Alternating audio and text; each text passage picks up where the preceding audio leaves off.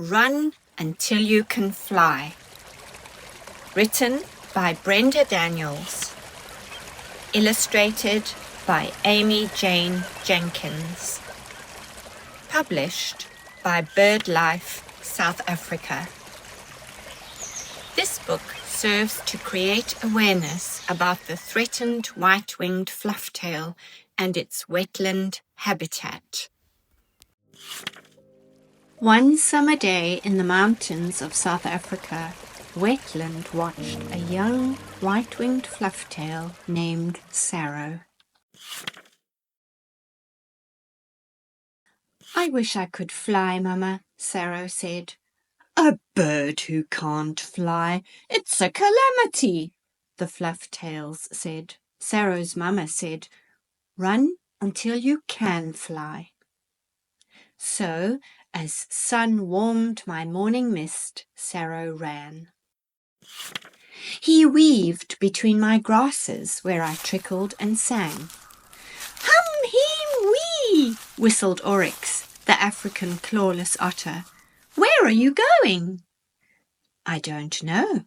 I can't fly, but Mama said I should run until I can fly." Oryx laughed. "Can I come with you? I'll swim while you run. I've never been able to fly." "Cowabunga, yes," said Saro. "I'll race you." So, as wind whooshed my edges, Saro darted and Oryx dived.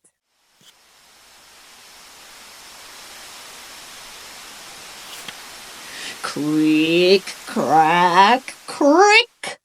"I'm going this way. I'm in the lead," Oryx whistled. "Oryx, no," clicked Saro. But it was too late. Help, Saro, I can't stop. The channels are taking me from the wetland. Calamity, cried Saro. "Run until you can fly," whispered Dragonfly. My crackles snatched at Saro's feet, but he ran in circles. He fluttered, he hopped, and then he high-jumped. "I see you, Oryx. Turn till you hear wetland's trickling song," clicked Saro. So Oryx turned, and she found where I trickled and sang. "Phew, thank you. You ran till you high-jumped, Saro." "I did," Saro said. "Cowabunga."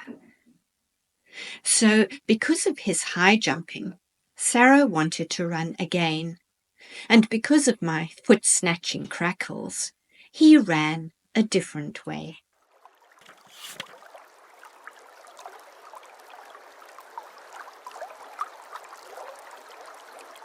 He weaved between my grasses where I filtered and flowed, and Oryx swam in my shallows.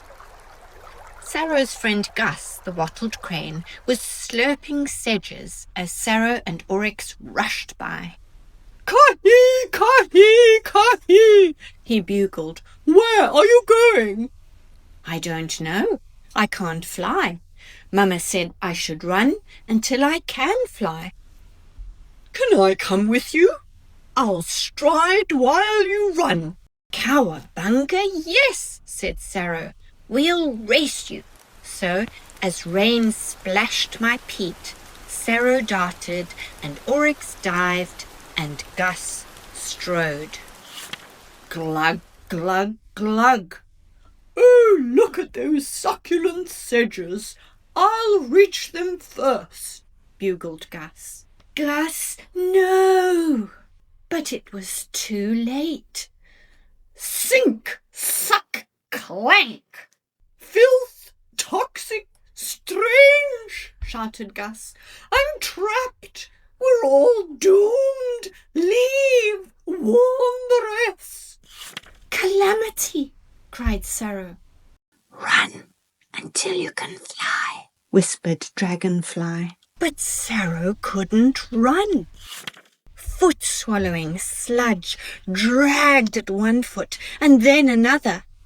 "Oryx, help! Swim!" he clicked. So Oryx swam in circles. She danced and dived past Gus's trapped foot, past Saro's sludge-swallowed feet.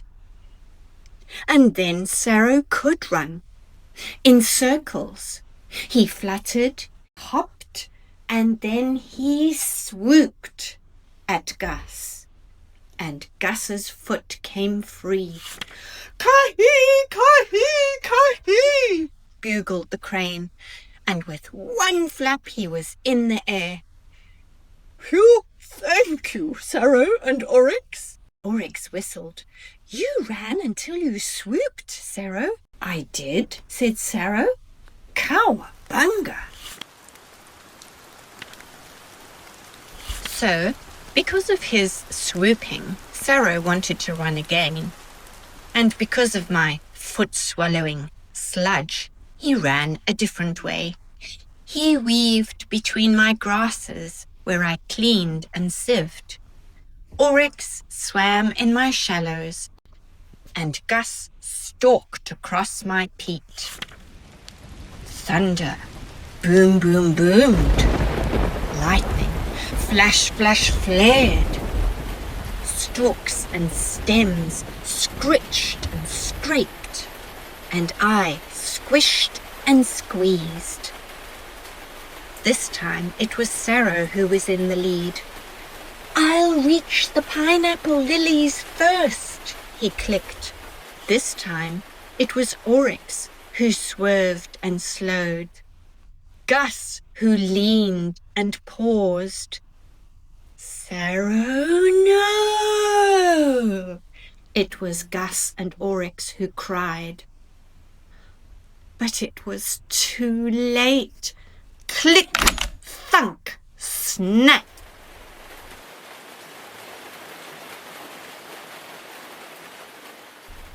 Mesh, tight, stuck, trap. "Calamity!" cried Saro. "Help! Help!" But fingers, larger even than Gus's claws, felt for Saro. A voice, louder even than thunder, declared, "A white-winged Flufftail, I've found you at last!" The fingers turned Saro. They stretched out his peppered wings, tweaked his rufous tail, dabbed at his beak. The fingers tapped Saro's ankle, placed a ring around it, and went link. And then those fingers covered him. Lub-dub, lub-dub, lub-dub, went Saro's heart. Lub-dub, lub-dub, lub-dub. "Ka-hee, ka-hee, ka-hee," bugled Gus from behind my bulrushes. "Hum-him, wee," whistled Oryx from my evening waters. And then the fingers opened. "Run until you can fly," shouted everyone. Saro blinked. His feet tiptoed on the giant's pebble smooth skin. Then they ran, and with one flap of his wings, Saro rose into the air. Higher he rose, the tips of his wings flashing white above my sedges, above my star-twinkle sleep, above where I trickled and sang, squished and squeezed, above where the creatures in me chattered and chirred. "You're flying, Saro," chorused everyone. "Cowabunga," clicked Saro. "So I am."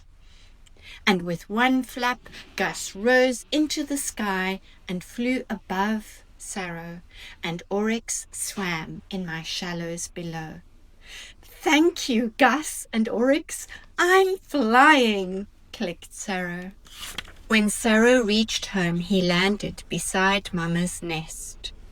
"Mama," clicked Saro, "I ran until I could fly." "Cowabunga," clicked all the Flufftails. So you did. And they crowded around Saro and admired his shiny new ring. The end.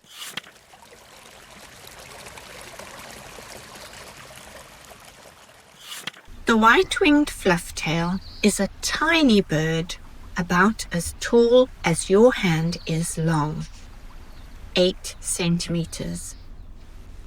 Its scientific name is Sarothura aerisi, named after a South African ornithologist, Thomas Ayers, who found the bird in 1876.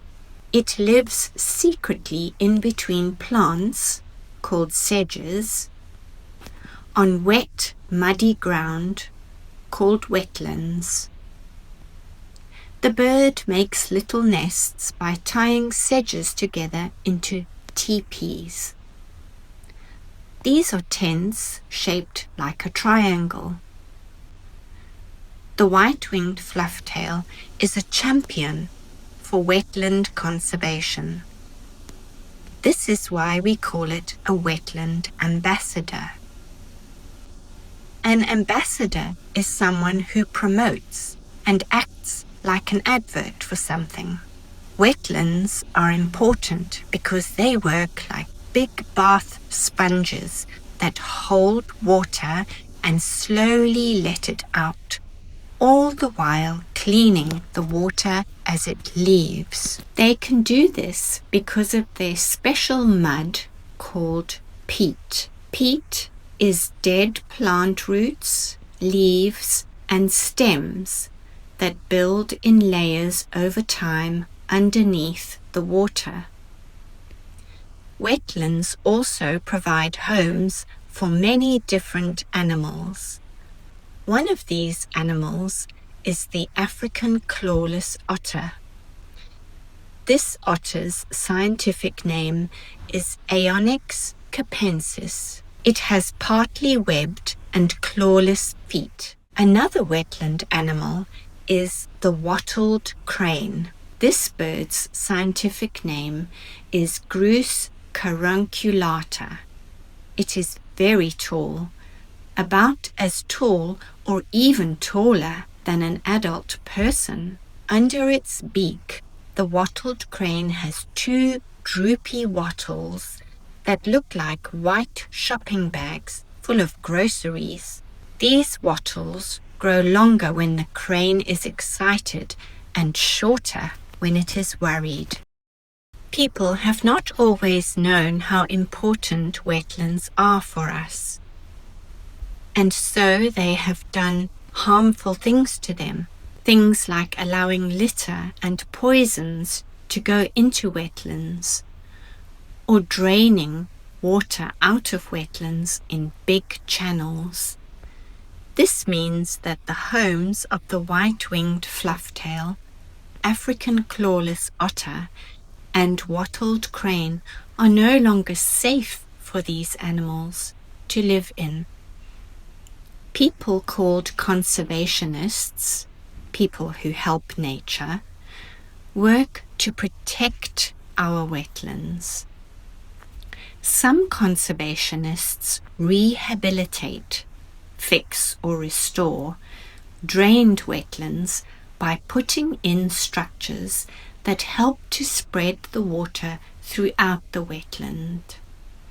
Others help white-winged flufftails by learning more about them. To do this, they try to catch the bird in flap traps. The traps do not hurt the bird.